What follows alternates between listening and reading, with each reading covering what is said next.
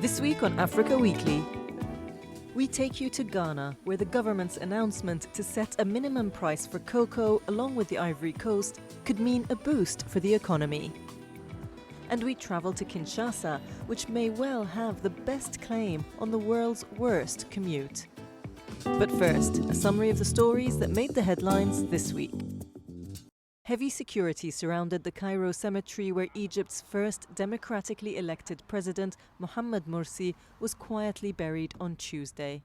67-year-old Morsi collapsed on Monday as he attended a hearing over alleged collaboration with foreign powers and militant groups. He was later pronounced dead after being transferred to hospital. The former president was overthrown in 2013 after a year of divisive rule and later charged with espionage. Since then, President Abdel Fattah al-Sisi has waged an ongoing crackdown that has seen thousands of Muslim Brotherhood supporters jailed and hundreds facing death sentences. The UN has called for an independent probe into Morsi's death, which Egypt says is an attempt to politicize a case of natural death. At least 30 people were killed in a triple suicide bombing in northeast Nigeria on Sunday, in the deadliest blast in months. 3 bombers detonated their explosives outside a hall in Konduga, 38 kilometers from the restive Borno state capital Maiduguri, where football fans were watching a match on TV. The attack happened around 9 p.m. local time. Most of the victims had been outside the football viewing center. The owner of the hall prevented one of the bombers from entering the packed venue, and 2 other bombers detonated their suicide vests among the crowd at a tea stall nearby. There was no immediate claim of responsibility. A Nairobi court on Wednesday found 3 men guilty of abetting Somali jihadists who carried out the 2015 attack on Garissa University in northeast Kenya. 148 people were killed in the attack, which was carried out by Al-Shabaab gunmen. Many of those who died were students killed in their dormitories or rounded up and executed in a hall of residence. Sentencing will be handed down on July 3rd. Former Sudanese leader Omar al-Bashir was seen in public on Sunday for the first time since being ousted. He was driven in an armed convoy to the prosecutor's office to face charges of alleged corruption. Al-Bashir, who ruled his northeast African nation with an iron fist for 3 decades, was toppled on April 11th after months of protests against his reign. The generals, who seized power after his ousting, have resisted calls to hand power to civilians as demanded by the protesters. On Wednesday, Sudan's army ruler called on protest leaders to resume talks on the transfer of power without any conditions, as tension between the 2 sides persists after the bloody dispersal of demonstrators. 2 policemen were killed on Tuesday when gunmen attacked a police station on the northern edge of the Niger capital Niamey. The attack was the closest to the city yet by suspected jihadists who are waging a long-running insurgency in the Sahel country. No group immediately claimed responsibility for the incident, which came weeks before the capital will host an African Union summit with a number of heads of state. Members of the main opposition in Malawi, the Malawi Congress Party, marched to the Constitutional Court in Lilongwe on Wednesday.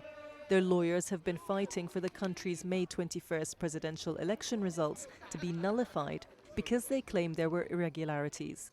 Protests erupted following President Peter Mutharika's election victory, mainly in Lilongwe, which is the power base of the MCP.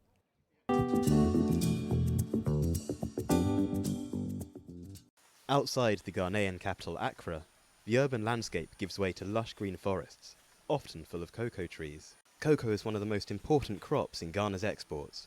Many of those involved in cocoa production were delighted by a recent government announcement that a minimum price would be set for the product on the international market.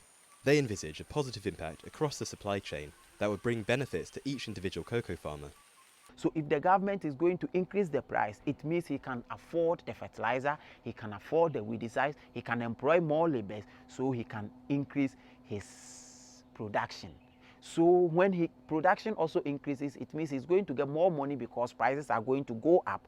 The price is to be set at $2,600 per tonne of cocoa, an amount established in conjunction with the Ivory Coast. The idea is to guarantee what is being termed as a decent compensation for producers. Recently, the price of cocoa on the global market has been as low as $1,961 per tonne, making this increase a major step. Members of the Ghanaian Farmers Association have signalled their approval of this government intervention. We don't have anything to sell again unless the cocoa. So if the government has thinking about the farmers and they are come together to fight for the farmers, we support them. But it's not just the cocoa farmers who stand to gain from this new set price, as chocolatiers will also feel the impact. In Ghana, there have traditionally been only 2 big chocolate producing companies, but around 50 smaller businesses have emerged in recent years. 4 years ago, Ruth Amoa founded her chocolate brand called Moments, marketed as an artisanal product with the line "From bean to bar." She has a positive outlook. People will probably decide they would want to even come and produce their products from here because it may be cheaper to even make your chocolate in Ghana and ship it out. So potentially that could be more work, more white label chocolate that we can be doing for other companies. So I think it's also encouraging for people who are in the industry. The governments of Ghana and the Ivory Coast are now set to discuss how best to implement this measure for the next 2 years of cocoa production. With these 2 countries together accounting for 60% of the world's cocoa production, there will surely be a major knock-on effect on chocolate producers the world over.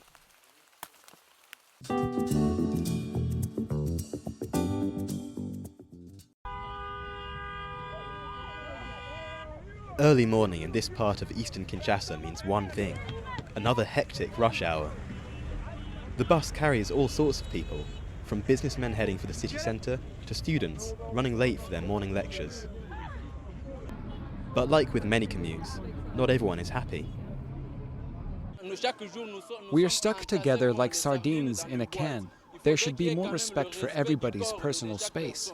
We have to stand up, so we're tired when we arrive. It stops us from studying properly. They should provide more buses.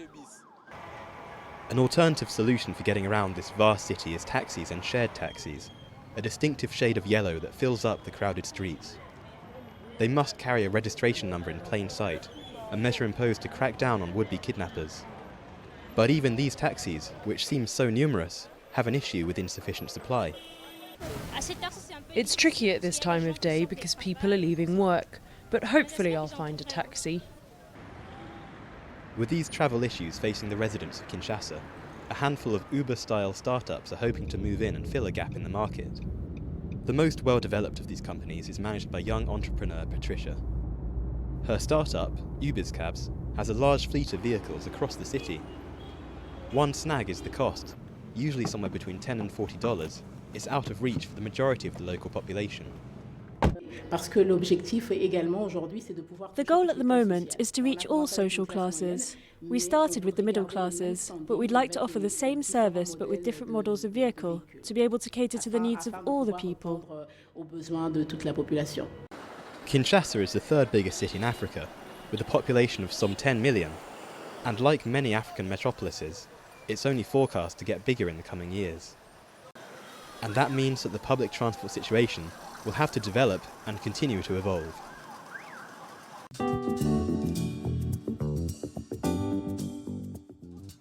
Preparations for the Africa Cup of Nations were underway this week as Egypt counts down to the start of the tournament. Egypt's coach and team captain said that, as hosts, they are feeling the pressure. And the Nigerian Super Falcons lost to France in the FIFA Women's World Cup in Rennes on Monday, leaving their hopes of qualifying for the round of 16 hanging in the balance. Nigeria will now wait for the conclusion of other group matches to see if they stand a chance of reaching the next round, one of 4 of the 3rd-placed teams. That's all from us at Africa Weekly. Until next week.